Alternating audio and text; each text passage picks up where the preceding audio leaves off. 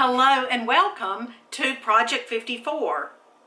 This is the week of called More Unique Recipes, where we are going to make things that are a little bit different or might have a different combination or a different ingredient than what somebody may be used to or is commonly found in cookbooks or the internet and Pinterest and so forth.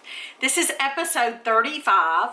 This is ham and cheese pie. It is also a family favorite, so I could have put it in several different categories here in our Project 54 this summer. Today's episode is brought to you by LILLA Rose. I'm a LILLA Rose stylist.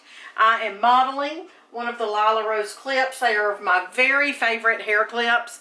And if you'd like more information or if you would just like to check out my website for that, then there's a link down below.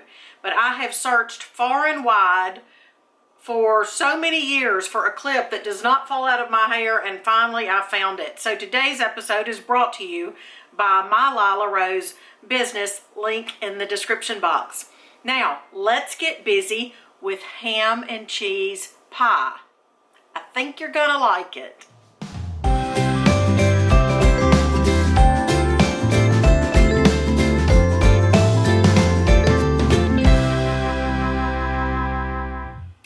Cheese pie. It's found on page 24 of my cookbook, but you're about to get the recipe right now. 2 farm fresh eggs mixed with 8 ounces of sour cream. I always use the most natural sour cream that I can find. This one has 2 ingredients. You can use a fork or a whisk, but you just want to mix this together.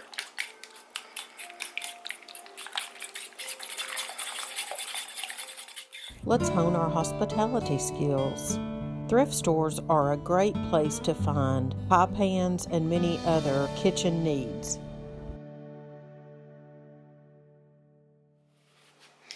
Now the recipe calls for 8 slices of deli ham, but I will tell you a secret, sometimes we use turkey, so you can use ham or turkey. It's called ham and cheese pie, but you can use whatever you would like. And 8 slices, but if you think they're thin, you can do more than 8. 8 is just a guideline or suggestion. Okay, there are exactly 8 in this package, and I happen to get this from Aldi. This is a no nitrite or nitrates added. And what I do is just take a pizza cutter. You can cut it up any way you want, but you just want to slice it or dice it. Slice it and dice it. Now I have my unbaked pie shells that I have formed into the pie pans, and I'm baking them at 450 for 5 minutes. You'll see me use a lot of the refrigerated pie crust because it's just easier for me and convenient. And I like the taste of those a little bit better than the frozen. Although the frozen can be good too if that's what you want to use. Then you're going to need 8 slices of cheese. Now my cookbook says Swiss cheese, 8 slices of Swiss. I actually have grown to like the Gouda and the Swiss combination. And again, I bought these at Aldi. I'm going to use 4 slices of each. I'm not affiliated with Aldi, but other than shopping there all the time. Alright, we have the Swiss and the Gouda. Actually, quite honestly, if you wanted to use any kind of cheese that you like. But the ham and Swiss combination is so good.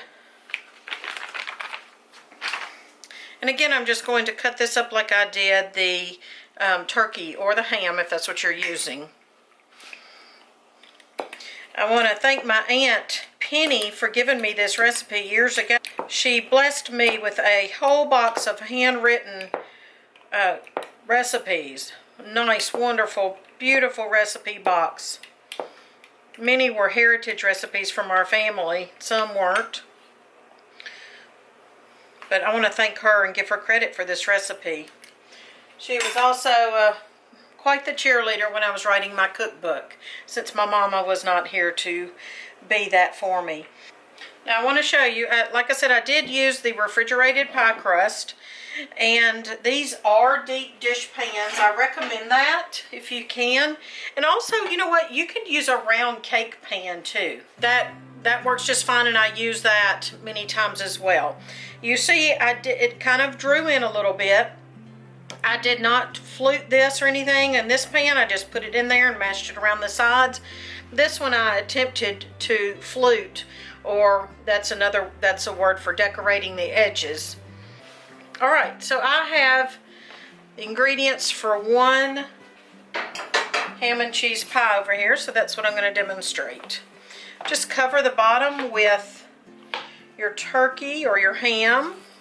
Now, in the past too, I have, and I think the original recipe calls for just putting the slices down, but I find that the sour cream mixture gets mixed in a lot better if you have cubed it the way you saw me do. If you don't have a pizza cutter, you can use scissors or a knife. Sour cream mixture right on top. Just kind of put it around there evenly. The cheese is going to melt. The sour cream mixture is going to set up nice and firmly. This is a good recipe for beginning cooks as well. Our son Jonboy likes to make this as well. Now we're putting this in the oven at 400 for 25 minutes or until it is set.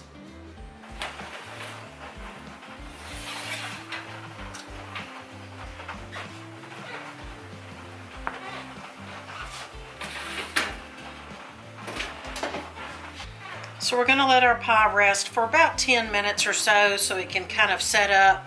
It'll still be warm when we eat it. This is great for, it is in the breakfast section of my cookbook, breakfast and brunch, but this is great for lunch or supper, and quite honestly, we have it for supper a lot of times. Ready to cut into our ham and cheese pie.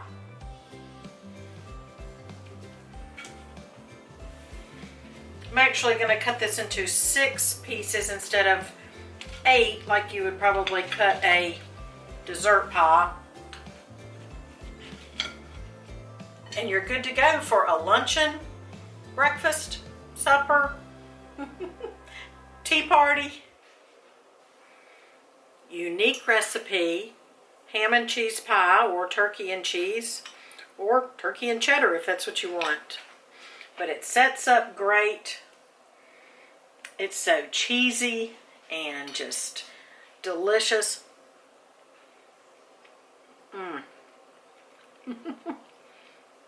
Well, thanks for joining me this week on Project 54. I hope you've enjoyed the week, and I look forward to next week, because next week's topic is going to be Southern classics. I don't think you want to miss it. Tell your friends, and we'll see you Monday.